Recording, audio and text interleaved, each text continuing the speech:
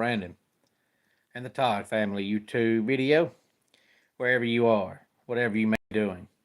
Thank you so much for making Ref Brandon and the Todd Family a part of your day. We always greatly appreciate it. If you jump on here live here on this Sunday afternoon, feel free to leave a comment in the comment section down below. Make sure to give the video a like, a thumbs up. If you have not yet subscribed, please subscribe and share the video on all social media platforms. Hey there, Kevron. Glad to have you here. And I was going to do this video last night, but my daughter had a friend over and they were up till about midnight. And I figured it was too late by then to do a video. So we'll do it today. And we're going to talk about not all, but at least the somewhat relevant or competitive college football games from Friday night and yesterday. Hard to believe that now it's the final week of the regular season, which will start on Tuesday night. Now, first we'll go back to Friday night when we had NC State playing Florida State. And, it gave NC State their sixth win of the season. So they've already overseeded expectations. I'm doing fantastic, Jacob. Hopefully you are as well. And hopefully I'll see you Saturday for Total Aggression Wrestling in East Denali. Georgia will be there Saturday, 6 o'clock. Doors open, 7 o'clock bell time for Total Aggression Wrestling. I believe it's called Stevens County Showdown, if I'm not mistaken. But NC State's already exceeded expectations, and I think they'll beat North Carolina. If so, they finish 7-5, and as many coaching changes as there are this year, I think if NC State finishes 7-5 and they exceed expectations, I think Dave Dorn is back in Raleigh again next year. By the way, tell them hey, Avery. Hey.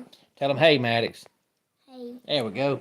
Got my friends sitting beside me for today's video. Makes the video so much better. But tell you a little bit about how bad Florida State's been this season and why they just can't win. Now, they're better than last year. Last year, they were 0-8 in the ACC. They did win 2 conference games this year. But Friday night, the game is halftime, and it's 7-3 NC State. Well, third quarter, NC State has a drive that takes up almost 10 minutes. They score a touchdown, make it 14-3. Well, Florida State scores early fourth quarter to make it 14-9. They go for 2 and get it. It's 14-11. So you're thinking, okay, Florida State has a chance. Well, they stop NC State. And when I tell you this, if you didn't see this, you'll think I'm lying. But they stop NC State. NC State punts. The ball hits a Florida State player in the helmet. And not only was he not looking, nobody else was either. And the ball rolled almost all the way back to where it was punted. And the NC State punter recovers it. So NC State gets the ball right back. Well, Florida State stops them again. NC State punts. And then Florida State muffs the punt. And NC State recovers it on the Florida State, I think, 16-yard line. And NC State scores. And that's how the game winds up 21-11. Hey there, 6950. Glad to have you here on this Sunday. And also Friday night we had a UNLV defeat Hawaii 38-10. Hawaii's quarterback is a freshman, but he's actually really, really good. But UNLV is on their way to a double-digit win season in Dan Mullen's first year. So be interesting to see if he tries to jump ship and go somewhere else, or if he's satisfied now with UNLV, because, he had success years ago at Mississippi State and then tried to go to Florida, and that job was just too big for him. So maybe he'll be satisfied at UNLV. But yesterday, Ohio State wins 42-9, and somebody at work asked me 2 weeks ago who I thought was going to win the national championship, and I said, Ohio State. I don't like them, but you know me, when I watch sports, even if I like a team, I don't pick a team based on how much I like them. I don't not pick a team based on how much I hate them. I try to call things like I see them right down the middle and be honest. And to me, Ohio State's the best team in the country. Well, he came to me again this week and said, "Who wins it all?" And I said, "Ohio State." I just don't see anybody beating them.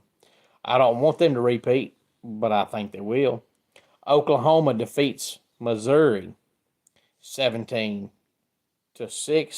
and 69-50. I hope you're not mad because being mad doesn't solve anything.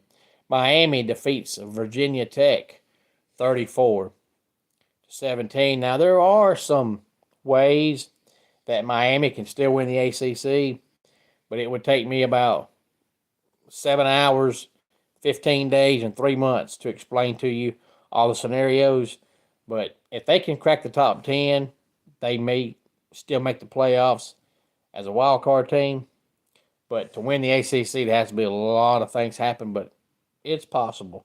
Northwestern defeats Minnesota 38-35. And speaking of Northwestern, their former head coach, Pat Fitzgerald, his name is coming around now in some of the opening vacancies.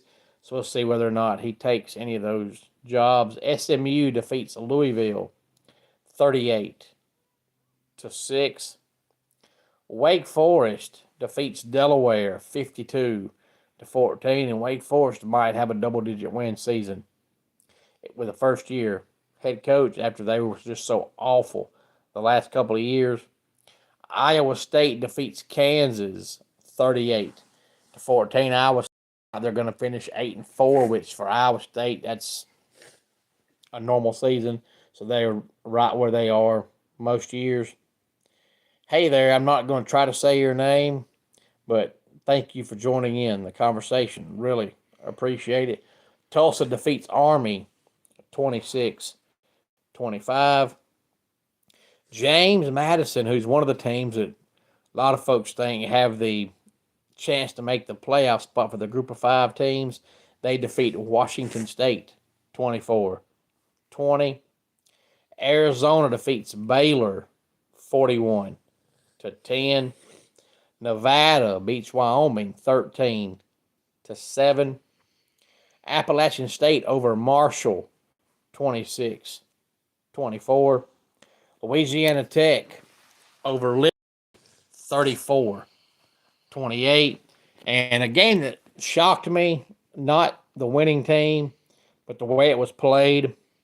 Oregon defeats USC 42-27. And the only reason I say that is because USC has one of the worst run defenses in the country. So I thought Oregon would come out and probably throw the ball 15 times maybe and run it every other play because USC just cannot stop the run. But Oregon threw it way more than I thought they would, but I thought Oregon would win the game. Iowa defeats Michigan State 20-17. Notre Dame only has 39 plays on offense, and they defeat Syracuse 70-7. Vanderbilt defeats Kentucky 45-17. Texas defeats Arkansas 52-37. Duke comes from behind, and they defeat North Carolina 32-25. That's actually a rivalry in football, just like it is in basketball. You know, those two teams hate each other, but the problem is both of them most years are so bad at football that outside of those fan bases, nobody cares about that game. Kansas State scores 24 points in the second quarter to take a massive lead on Utah and look like the upset's going to happen. Kansas State's up 47-37 in the fourth quarter, but Utah scores 2 times in the last 5 minutes to win the game, 51-47. I have to go back and double check because I might not have my numbers exactly right. But you talk about a bad run defense. There was a time in that game with about 3 minutes to go that Utah had 490 rushing yards. So you talk about a bad run defense. That's terrible. TCU beats Houston 17-13. Georgia Tech has a chance to win the ACC, go down the tubes by having one of the worst first quarters you could ever see. They tried to come back, but it was too late. They got behind 35-14. Tried to come back late, but Pittsburgh wins the game 42-28. So now Pittsburgh has a shot to win the ACC, and they say the way it's looking, if some things go the way they're hoping they don't go this weekend, the ACC could be breaking out the old rule book and having to look at common opponents, points scored versus points given up, your margin of victory, and everything, because we might have a bunch of tiebreaker scenarios this upcoming weekend if some things that the ACC don't want to happen end up happening. Penn State destroys Nebraska 37-10. I'm going to tell you, Nebraska fans are probably going to tell you that they're struggling because Dylan Raiola is hurt. But first of all, I said last week that I think Latif is better than Raiola. But second of all, last I checked, their quarterbacks don't play defense. And Penn State ran the ball down their throats last night. And Nebraska just couldn't stop it. I mean, it was nothing fancy, just running the ball. And they couldn't stop it. But Katron Allen passes Evan Royster to become the all-time rushing yards leader for Penn State. Hey there, 419. Glad to have you here. When you say go Lions, I'm not sure which team you're talking about because there are a lot of teams called the Lions, but nevertheless, glad to have you here on this Sunday. The only thing I hate about that stat is they showed in the first quarter when the game first started how far behind Evan Royster, Katron Allen was.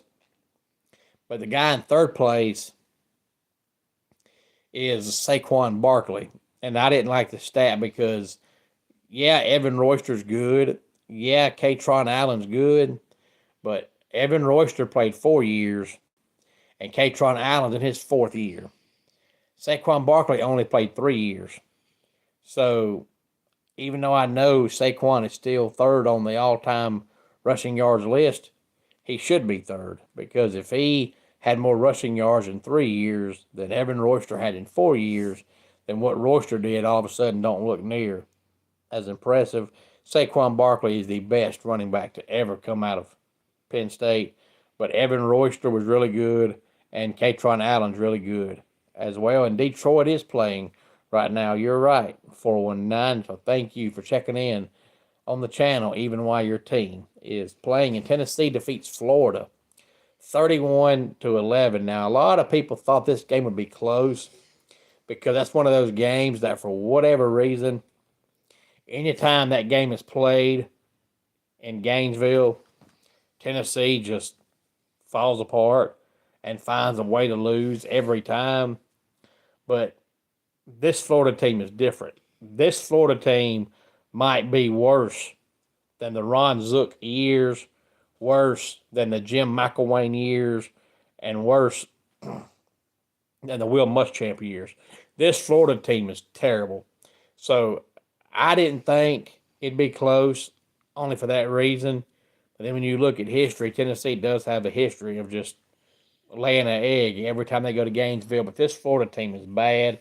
So don't anybody ever try to come to me and tell me that if you play in the SEC, all your games are tough, because Florida sucks, Auburn sucks, Arkansas sucks, and the Gamecocks suck, and Kentucky sucks. And everybody in the conference has played at least one of those teams, and those handful of teams are absolutely awful. But I think Florida is the worst of the bunch. That team is absolutely dreadful. And supposedly DJ Lagway only went to Florida because of Billy Napier.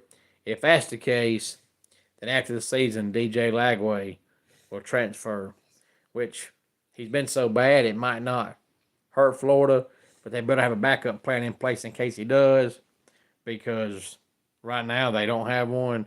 But Lagway so far has not came close to expectations. Any thoughts on any of this? please feel free to let me know. Let's go ahead and get our dad joke of the day in here. I saw my neighbor stealing my socks off the clothesline. I was going to confront him, but I got cold feet. And that does it for today's Ref Brandon and the Todd Family YouTube video. Until next time, it's Ref Brandon saying, just like in pro wrestling, life can be over by the count of three. Tell your friends and family how much